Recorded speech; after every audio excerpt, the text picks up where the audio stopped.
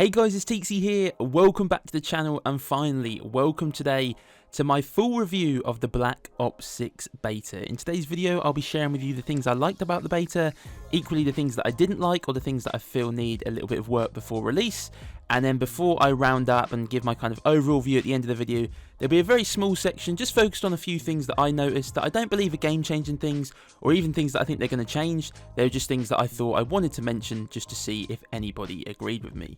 So let's jump into it and start off with the things that I liked. So firstly, the Omni movement. I will give Treyarch their props. The Omni movement is actually really decent in BO6. I was incredibly nervous about this. I think, you know, ever since they released that they were going to be bringing Omni movement to the game, every trailer that we've seen has been full of animations of players diving around, and I just had this vision that it was going to be way too much in game and there'd just be players diving everywhere and it just wouldn't feel like a very normal Call of Duty experience. But honestly, the movement actually felt really good. It felt pretty fluid, pretty smooth. I'm sure they'll probably continue to work on it. But I feel like for the most part, you still play the game quite normally, right? I think that over time, the more people get hands-on with the movement, you know, it's going to probably get a little bit more crazy, and there's definitely going to be a skill gap there. But I feel like for the most part, you're still kind of sliding around, and sort of diving is probably more, you know, that's where there's going to be a skill gap. When do you use it? When do you not use it? Because a lot of the time when I used it, I just ended up dying, right? So I think, to be fair, I was a little bit worried about the movement in this game, but honestly, it felt good in the beta, and just looking forward to seeing sort of how it progresses over time. So next up, I wanted to talk about the gunplay. So I don't want to go too in depth on this, but the guns felt really nice to use. I didn't really feel like there was too much visual recoil. I feel like sometimes when a beta drops, you know, it takes a little bit of a while to get used to. It feels like a little bit different, but honestly in this game it didn't take long to get used to. Felt like the guns were firing pretty good, and overall I really liked the gunplay. So I thought the overall look of the game was pretty decent. I appreciate that there are some Modern Warfare features in the game which I would prefer were not there, but overall I felt like the game gave off enough of a Black Ops Treyarch vibe, you know, specifically with sort of black and orange colours in the menu. And then in the game there was a lot of UI features that definitely gave off that Cold War feeling. And although there are some Modern Warfare features in the game, I didn't exactly feel like I was playing Modern Warfare, right? It felt like it had enough of a Treyarch feel. I will admit, maybe the least Treyarch feeling Black Ops game I've ever played, but it definitely didn't. I didn't feel like I was playing Modern Warfare, if that makes sense. Obviously, they've changed aim assist, so aim assist is not as strong now on controller. As a controller player, you might be thinking, Teeks, how is that a positive? Well, honestly, I'm never going to moan, right, if we've got strong aim assist in Call of Duty as a controller player, but I feel like when like X-Defiant released, if you can still shoot with weaker aim assist, it kind of makes you feel a little bit better about yourself. And I feel like, you know, in this game, with the aim assist being a little bit weaker, you know, controller players are going to stand out a little bit more. You know, there's always going to be that kind of argument, mouse and keyboard versus, you know, controller. But honestly, I think the aim assist not being as strong, you know, adds a little bit more of a skill gap, adds an extra challenge to the game. And I do believe within like a really small distance on this game, you do actually lose aim assist, so it's definitely going to make those close range gunfights a little bit more interesting. They've added corner slice into the game, which is basically like leaning, where your character kind of automatically leans around corners. And again, this was something that I wasn't actually that sure about, but it felt really quite natural when I was playing. It didn't really feel like, you know, it was causing me any issues, and it was just quite a cool thing that they've added. You know, automatically does it, not something that you have to think about.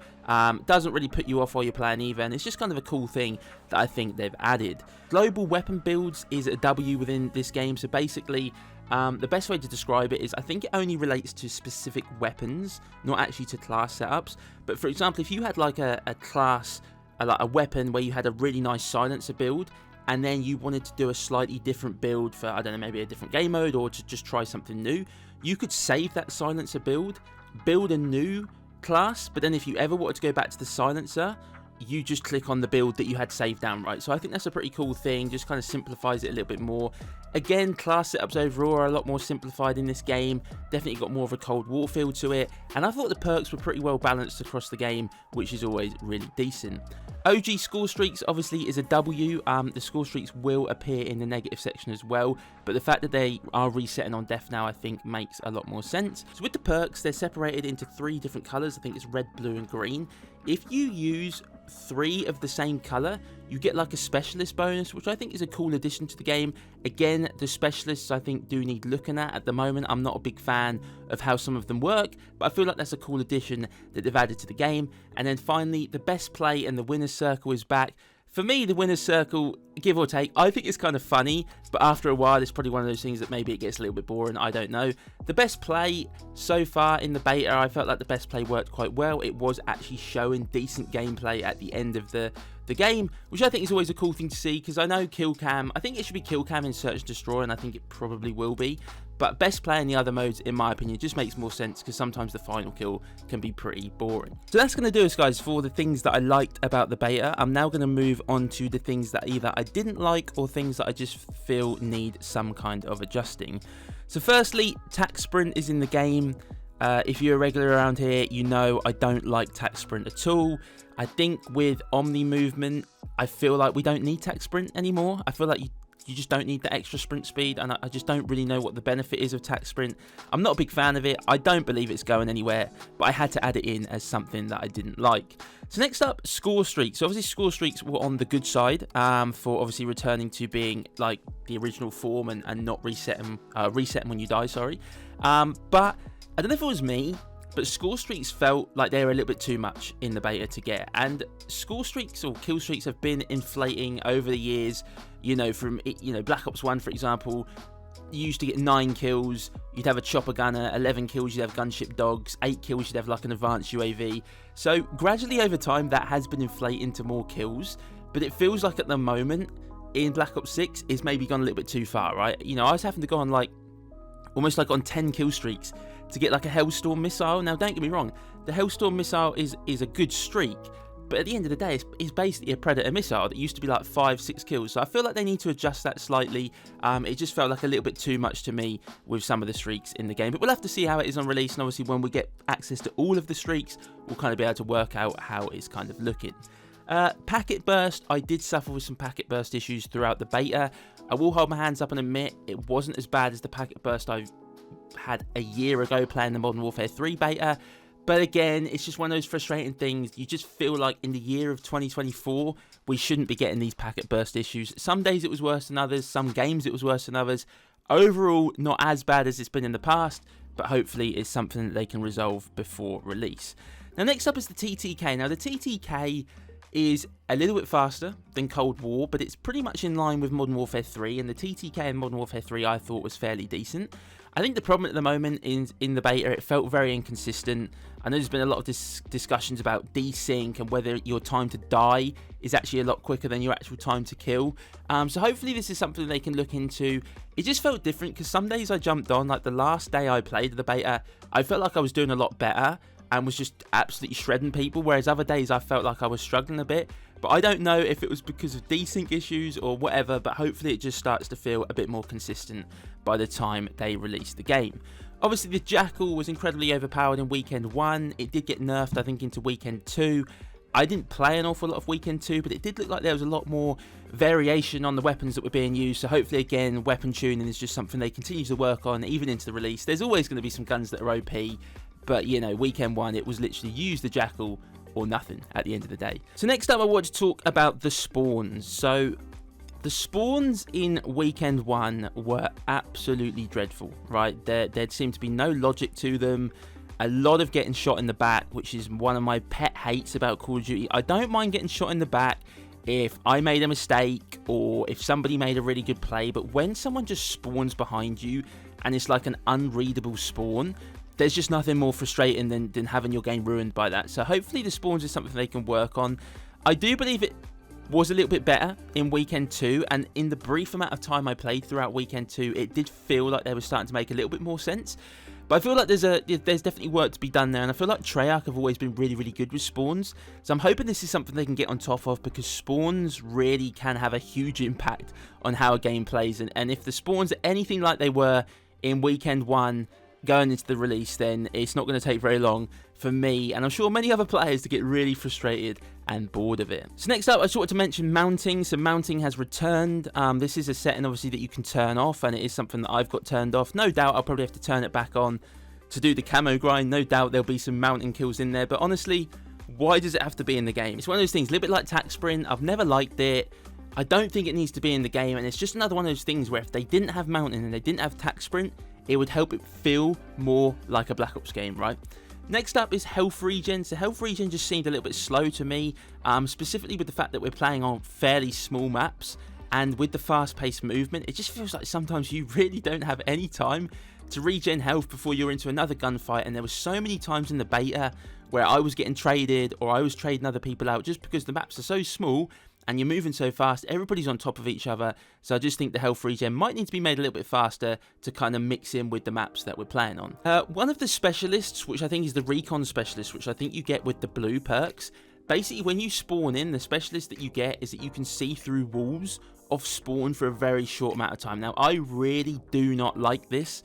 I don't mind the idea of it, but I feel like you should get like a flash on your mini-map, or like a flash through the wall of someone's last known location. But at the moment you get like a couple of seconds where you can see their full body and see kind of what direction they're moving in. And I just think that's a really cheesy thing, right? We all moan about hacking and cheating in Call of Duty, and then they add something in like this, which is basically giving you wall hacks for a very small period of time.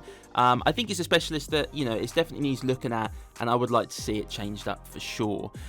And then the last two things, and they're not really huge things, but kill order is one of the worst game modes I've ever played, and I do not know why it was in the beta, because you couldn't change it, you couldn't take it out, and yeah, I'm just looking forward to release when we can actually have a full list of game modes. And look, I know they like to try and put some new game modes in from time to time, but I really hope we have a load of the classics on release, because kill order was absolutely terrible. Like, honestly, I never want to play that game mode ever again. And finally, the sleeper agent. So for anybody who doesn't know what the sleeper agent is, it is a field upgrade. And basically, when you get this field upgrade and it charges up, you activate it, and then you, to the enemy team, you then look like a friendly player. Now, this is something that was catching me out a lot to start with. Like, once you get killed by them once, and you remember like the gamer tag where they last were on the map, you can kind of try and get that kill and kill them. But more often than not, when someone becomes a sleeper agent, and you're going to die the first time, like, your brain does not process a friendly player as being an enemy, right? So it'd be interesting to see what they do with this. I feel like it's a little bit overpowered as a field upgrade. Maybe it should be like a kill streak. I think it definitely needs to be nerfed to some degree, because when you get a kill as a sleeper agent, it then extends the time. So yeah, there were some absolutely crazy plays being made. I think it's one of those things, once you've been killed a couple of times, you get used to it.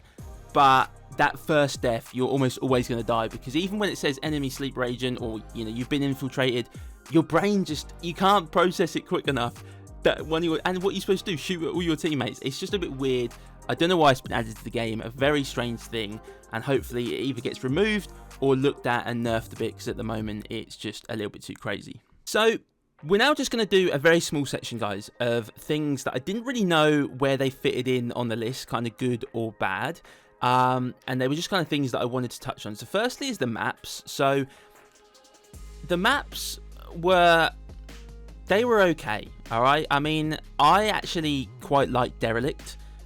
Skyline, I think, is an okay map, but for whatever reason, I had a lot of issues on that map with my PC. It froze like 9 or 10 times on that map, and considering how hard it was to access the beta, having to load up COD HQ, to select the beta, to close the HQ down, to then open up BO6 again, like, every time I froze, it was a huge process, right, to get back on the game. So that kind of put my thoughts on Skyline down a bit. Scud is neither here nor there for me. It kind of played okay in Hardpoint, but when you play it in Team Deathmatch, there's power spots on both sides of the map. People are not moving. Rewind, I absolutely hated it. Don't know if it's because of the spawns though, but I just felt like there was absolutely no flow on that map. So yeah, I don't know how I feel about the maps at the moment. I also feel like we've got, you know, a lot of small maps in the game. Apparently on release it's going to be exactly the same as well. No big maps. And with this movement system, I just don't know. I feel like we might need some slightly bigger maps. I know that we moan about big maps in COD, but you need to have that balance between it not being too big, but at the same time every map not being too small, where you just, like I said earlier in the video, there's so many times where you're in a gunfight and you're instantly into another gunfight, or you're getting traded. So yeah, I don't know where to put the maps at the moment. Some of them I liked, some of them I didn't like. I don't think we're really going to know until we get the full kind of map list on release, see how they play, see how the spawns are. But yeah, I feel like the maps were not dreadful, but we might need some slightly bigger ones come release. UAVs, in my opinion, should be called spy planes. This is not a huge thing, right? This isn't going to stop anyone playing the game, but for me, it's something like that that would have gave it that more Black Ops feel, right? You know, Black Ops 1, Black Ops Cold War, it was called a spy plane. Black Ops 6 kind of comes after Black Ops Cold War, but I feel like it's still in a similar era where it should have been called spy plane, right? And I don't know if it's just me, but that just feels like it's a really small detail that if they changed, it kind of immerses you more in the Black Ops universe rather than, you know, we're already having some Modern Warfare things in the game. Stuff like that, again, just pushes it more towards a Modern Warfare feeling. I would like to see the damage output put on the scoreboard. I don't like having to scroll to a separate tab in the game to see my damage output. I think damage output is always a really cool addition in COD, and I would like to see it on the scoreboard so we don't have to go looking for it. Perk greed in this game only gives you 1 extra perk, whereas in Black Ops Cold War it gave you 3 extra perks. Maybe it was a little bit overpowered in Cold War, I don't know, but I just thought I'd bring it up. Kind of interested to see, those of you that played Cold War, how do you feel? Do you think perk greed should give you 3 extra perks, or do you think 1 perk is enough? And the final thing is the nuke. Now, I know Treyarch are not exactly known historically for doing nukes, right? It was only Black Ops Cold War that they first added a callable nuke to the game. And I'm not saying I don't like the nuke in Black Ops 6. I think it's cool that the nuke is in the game from release. I thought the animation was quite cool with like the players kind of burning up. And I don't really know why I'm worrying, because the chances of me getting a nuke anytime soon on release of Black Ops 6 is very slim. But what they did in Cold War, I just thought was awesome, right? The fact that it made that noise when you got the 30th kill, which kind of announced to the lobby that someone got a nuke, and then when you called it in, it didn't end the game. I know there's always kind of a debate, should nukes end the game, should they not? But then it kind of left the animation of the nuke at the side of the map for the rest of the round or the rest of the game. I just feel like what they did in Cold War was really cool, and I'm not saying I don't like what they've done in Black Ops 6. I just feel like, again, it feels a bit more like Modern Warfare again, and it's just stuff like that where if they could personalize it a little bit more and try and do something a little bit different, again, it would help you feel like you're playing a Black Ops game. So overall, guys, I enjoyed the beta, right? I mean, there were moments where I was having fun. There were obviously moments where I was not having fun. You know, this is, of course, an earlier build of the game. We're going to have something, obviously, a little bit different on release. I know that you could argue that the bar hasn't exactly been set very high over the last 3 or 4 years of Call of Duty, and that if this game has been in development for 4 years, you'd expect it to be in a better position. I do understand all that, and I do understand that in some ways it does have some Modern Warfare feels to it. But honestly, I feel like this game has got a lot of potential, right? I do feel like it's got potential. I think there is definitely some things that need to be changed, and we're going to have skill-based matchmaking, and that is going to absolutely suck, at least for the first couple of months of the game. But as far as modern Call of Duties go, I think this game's got potential. It'll be really interesting to see how it plays out over the next 12 months. However, I will say there are some vital things that we have spoken about in this video that they need to get on top of very, very quickly. Spawns being one of them. The spawns need to be readable. They need to be consistent, because, you know, that is one of the #1 big things about making a multiplayer flow. And yeah, I'm just really interested to see how this game's going to go. But as I say, I do think it's got potential. But I'm not saying it's in a perfect state. But I'm not jumping on the bandwagon yet and hating on it just yet. But we'll see how it plays out over time. So anyways, guys, that's going to bring us to the end of today's video. Hopefully you've enjoyed it. If you have, please do hit the like button down below. And I'd love to hear your thoughts about the beta down in the comment section. If you're brand new around here and want to find your way back for more, please do consider subscribing to the channel. And as always, guys, I hope everyone's a great day. And I'll catch you all in the next one.